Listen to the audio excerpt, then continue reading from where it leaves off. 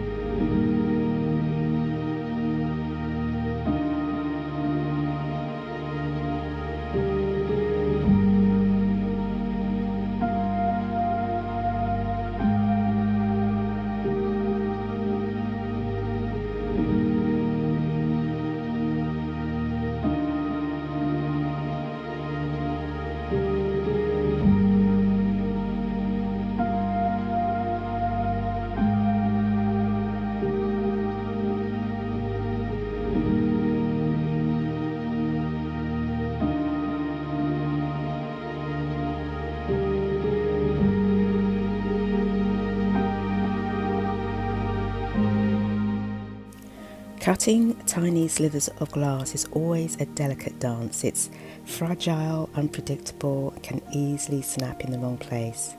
It takes patience, control, and a really gentle touch to shape these tiny little pieces. But that's also what makes them so special. They bring such fine detail and texture to the mosaic.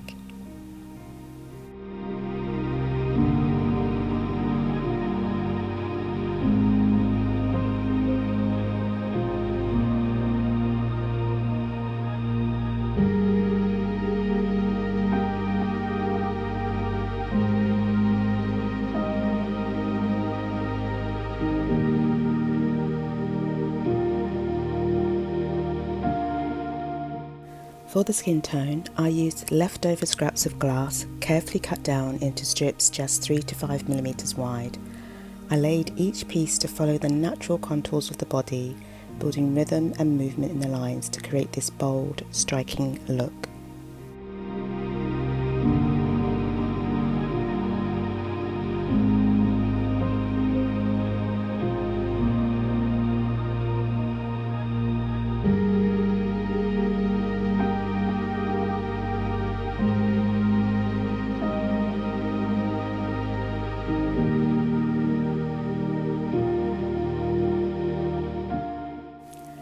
Next, I moved on to the grouting and decided to work with 2 colours. I chose whites for the dress to keep its light flowing feel, and ebony for the body and hair to create a natural striking contrast. Each section had to be carefully taped off to stop the grout colours from bleeding into one another, a process that definitely tested my patience and skill, but was so worth it in the end. Take a look.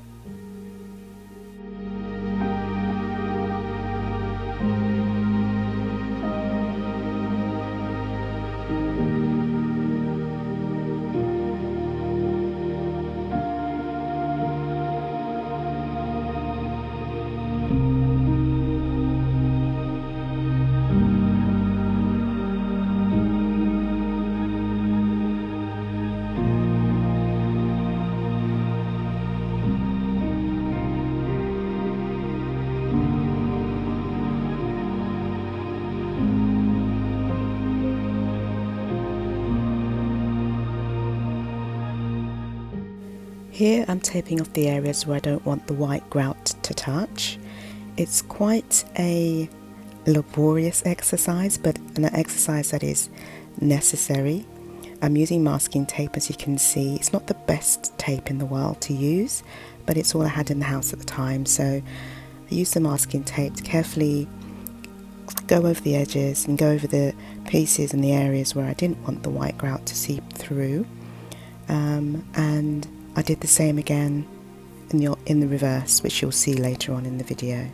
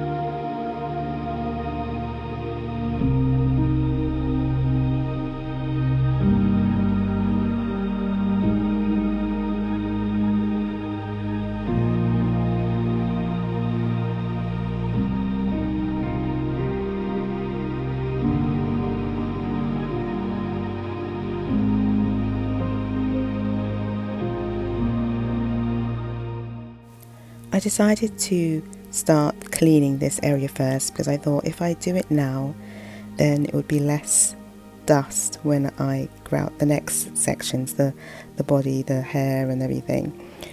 It's totally up to you which way around you do it.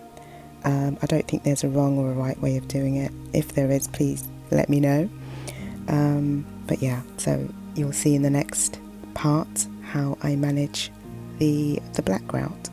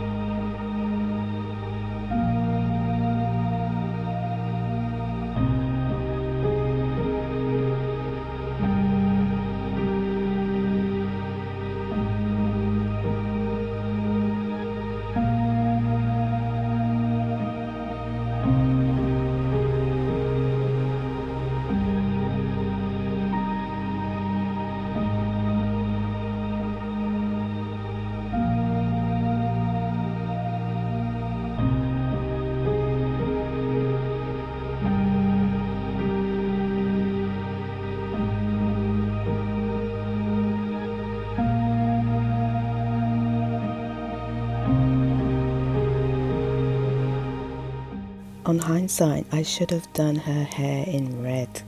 Red grout would have been absolutely striking and popping, so a lesson learned on that one.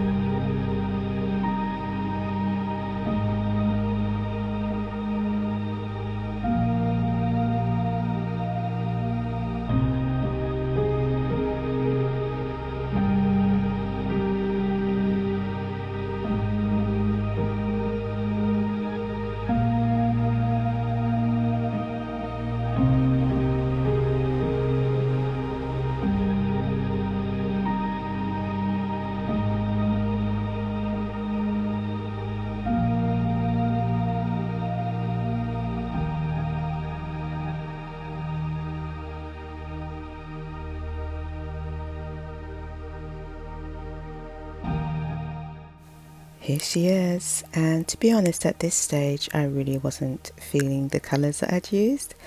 I thought that the white didn't actually work on the dress, and I really was thinking I'd made a big mistake.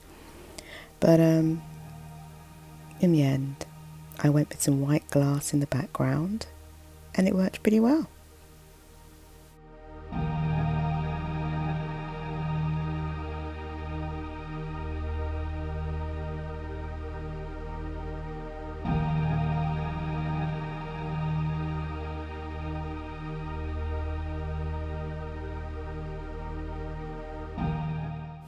At the time of recording this, she had absolutely no name, no title, so perhaps you can leave some comments below on what you think she should be called.